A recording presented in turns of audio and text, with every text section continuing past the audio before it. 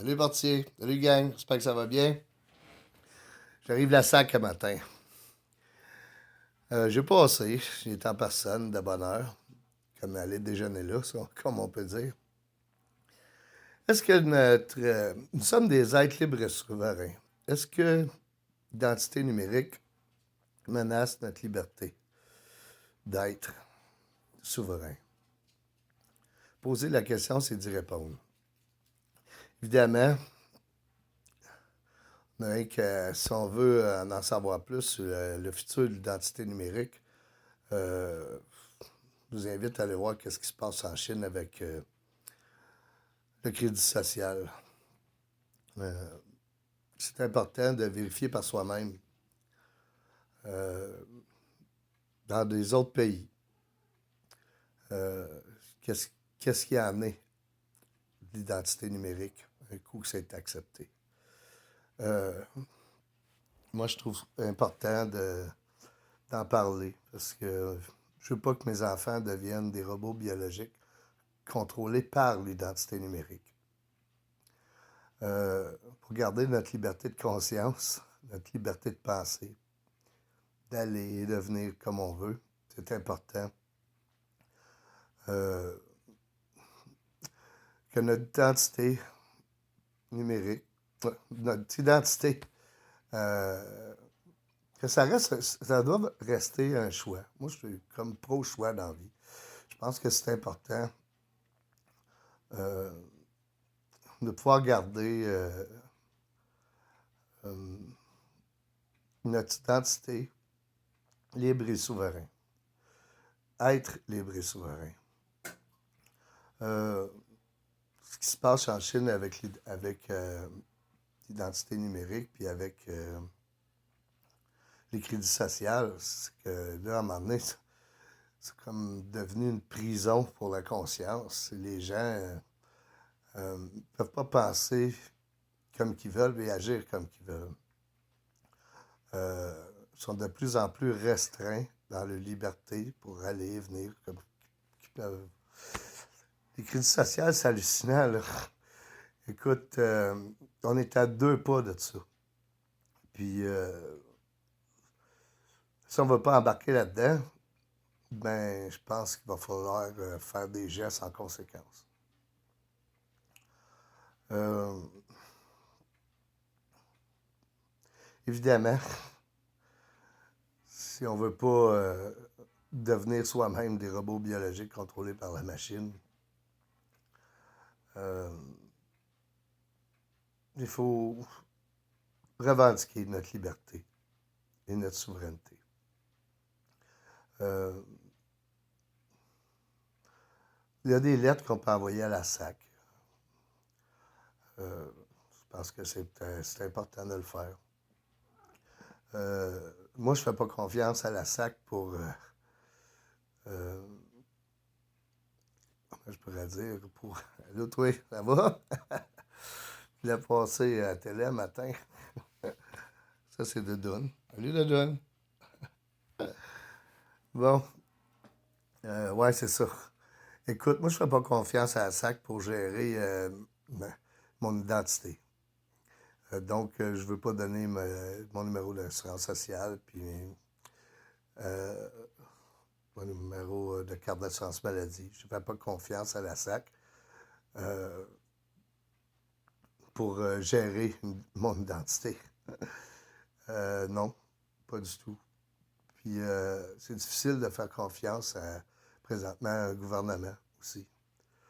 Euh, Moi, j'ai de la misère avec le fait qu'il est rentré à 91%.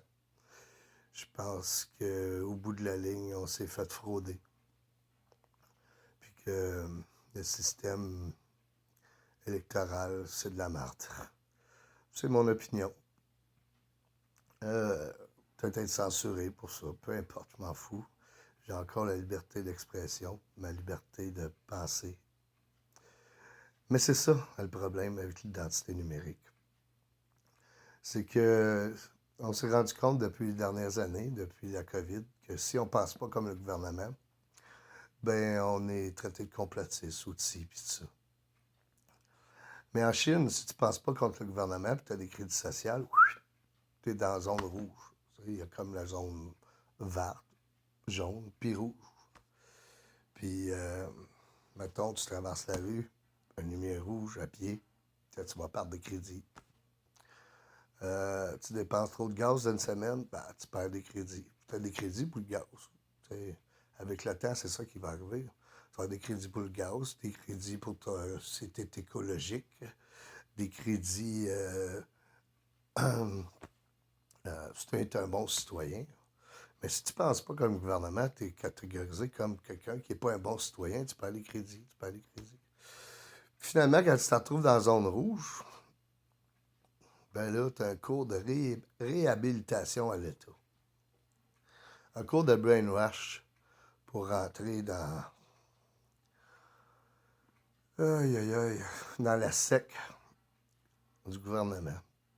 Et oui, le gouvernement, c'est une secte. C'est quoi la définition d'une secte? Ouais, c'est un groupe. Hein? Un groupe, puis dans le fond, si tu penses pas comme ce groupe-là, ben tu fais pas partie de la secte. Mais il faut que tu penses comme eux autres. Puis faut que tu suives des règles. Mais si ces règles sont à l'encontre du cœur, s'ils sont adversaires du cœur, puis toi, tu es un être libre et souverain, puis tu veux suivre ton cœur, suivre ta conscience, qu'est-ce que tu fais? Ben, tu sors de la secte. Mais là, tu ne peux pas sortir parce que ton identité numérique fait en sorte que tu es obligé de garder allégeance à la SEC, qui est le gouvernement en place, qui met de plus en plus de restrictions à tes libertés. Puis, au bout de la ligne, si on veut rester libre et souverain, libre de penser, de faire ce qu'on veut, il ne faut pas faire partie d'une secte. Tout ce qui est adversaire du cœur est adversaire du cœur. Donc, moi, tout ce qui est adversaire du cœur, tout ce qui est adversaire à la liberté, j'embarque pas là-dedans. Chose qui a du contrôle. Qu'est-ce qu'il essaie de. S'il y a du contrôle, moi, j'embarque pas là-dedans. C'est un peu pour ça que je suis plus dans le farfadet aujourd'hui. Parce que ça ressemblait de plus en plus à une secte. On voulait contrôler de plus en plus à qui qu'on parle, qu'est-ce qu'on peut faire, ci pis ça.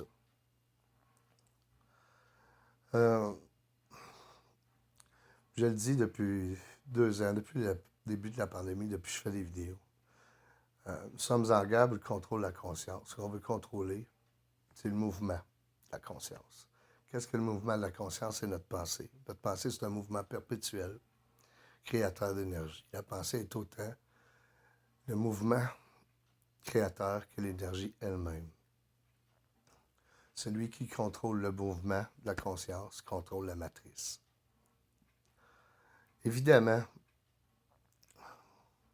l'identité numérique nous amène à 2 doigts des crédits sociaux au Québec.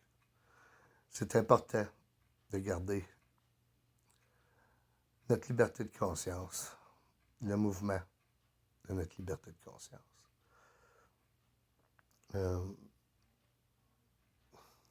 Aujourd'hui, c'est pas des robots qu'on a en face de nous.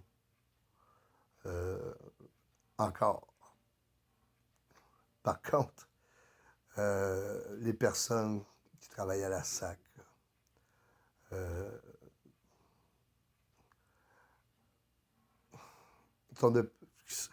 qui travaillent à la SAC, qui travaillent comme avocat, comme docteur, comme infirmière, ci pis ça, ont des structures à suivre. Les structures font en sorte qu'ils, comme pendant la crise du COVID, on s'est bien rendu compte que ces personnes-là ne pouvaient pas parler. Parce que s'ils parlaient, ils disaient ce qu'ils pensaient, il y avait des conséquences. Il y en a qui ont pensé à Gloriane Blais comme avocate, tout ce qu'elle a subi. Aux docteurs qui ont voulu parler. Moi, j'aurais aimé ça savoir ce que les docteurs pensaient pendant la pandémie. Tout ce qu'on avait, c'est des docteurs qui pensaient comme le gouvernement voulait qu'ils pensent. Les autres sont catégorisés de complotistes, ci pis ça. On a quand même. Qu'est-ce qu'ils ont fait? C'est qu'ils ont construit une séparation entre les gens qui veulent suivre leur conscience, leur cœur. Il y a des gens qui ont décidé de se faire vacciner, qui ont décidé qui ne voulaient pas perdre leur job, d'accepter l'inacceptable et de fermer le gueule, de ne pas parler. En fait, ils ont agi comme des robots, déjà. Des robots biologiques contrôlés par le système. Imaginez lorsqu'ils vont être emprisonnés dans une identité numérique. Donc, pour gagner cette guerre du contrôle de la conscience, il faut reprendre le contrôle de l'information. C'est nous, les journalistes, maintenant. C'est à nous d'informer la population des enjeux sur le crédit social, sur l'identité numérique, les dangers de ça. Évidemment, dans un monde idéal, on aurait des gouvernements qui travailleraient pour nous. Mais ils travaillent plutôt pour des grandes compagnies pharmaceutiques ou peu importe. On sait, McKinsey, compagnie, le Forum économique mondial. Donc, on s'est rendu compte pendant la pandémie que c'était nous, les journalistes. Quand on était à Ottawa, on s'est rendu compte qu'on était majoritaire à en avoir plein le cul de ce qui se passait. Puis, à cause du mot liberté, on s'est ramassé à plusieurs là-bas. Comme je dis souvent, ceux qui sortent de l'illusion, TVA, fake news, l'illusion Radio-Canada, eux, ils diminuent. Et nous, on grandit collectivement. Les gens sortent de l'illusion, ils ne retournent pas. C'est ça.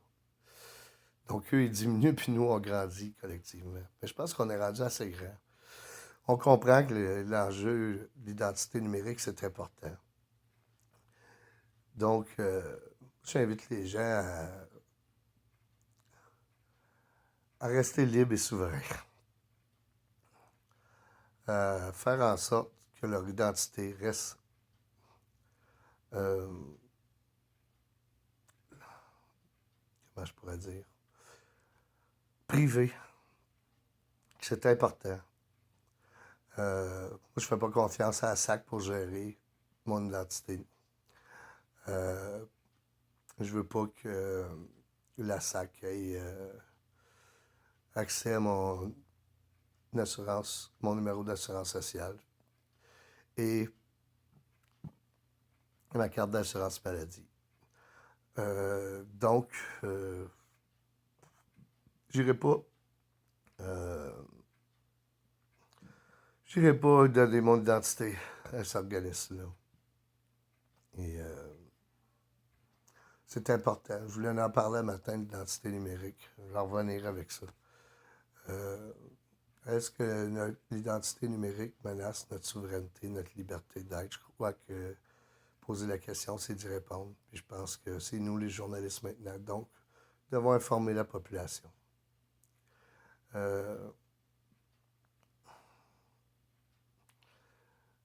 Continuez à suivre votre conscience d'amour. Je vous aime. Et à un prochain futur.